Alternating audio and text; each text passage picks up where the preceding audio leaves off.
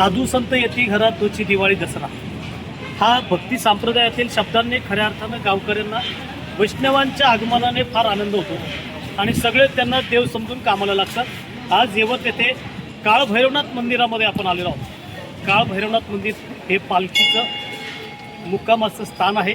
इथं पालखी विसावते आणि इथल्या गाव आणि गावा परिसरातील वाडी वस्तीवरील लोक दर्शन घेतात। या ठिकाणी पालखीच्या सेवेसाठी येवत ग्रामस्थ सालाबादप्रमाणे अद्भुत असतात। वेगवेगळ्या स्वरूपाने ते सेवा करतात। या सेवेचा आदरभाव काय असावा म्हणून संप्रदायातील इथे आपल्यासमोर येवत गावचे ज्येष्ठ नागरिक नानासाहेब, काय तुम्हाला सांगायचं आहे की आज तुमच्याकडे काय तयारी आहे? रामकृष्ण जगद्गुरु संत तुकाराम महाराज यांचे पालखी सोहळा आज येवत मुक्कामी 8:30 ते 9:45 दरम्यान येवतमध्ये मुक्कामासाठी येत असतो। सालाबादप्रमाणे आम्ही त्यांना दरवर्षी बेसन भाकरी हा महाप्रसाद करत असतो। त्यांच्या बरेच वेळा मागणी झाली की तुम्ही हा प्रसाद बदलू नका। आम्ही म्हणायचो काहीतरी बदलायचं सांगा, गावात आमचा माल भरपूर जमतो आहे, आम्ही तुम्हाला बुंदी करतो, काय म्हणताल तो पदार्थ करतो। ते म्हणजे आम्हाला जाग्यापासून इथपर्यंत असतो पण बेसन भाकरीचं बेत कुठेही मिळत। साधारण किती भाकरी होऊ शकते म्हणजे तुमचा अंदाज काय होतो दरवर्षी? 1.5 ते 2.5 लाख रुपये 2 लाखाच्या आकडे भाकरी येतात आणि बेसन आम्ही 1.5 टनाचं करतो। 1.5 टनाचं बेसन, 1.5 टनाचं बेसन म्हणजे कांदा मिरची सगळं धरून ना।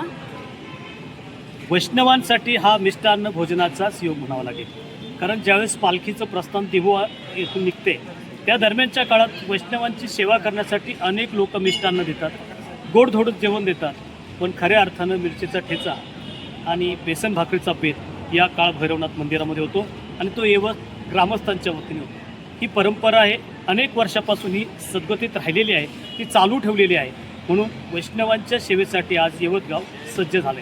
सायंकाळी 8 ते 7च्या दरम्यान इथे पालखी विसाव्यासाठी येईल।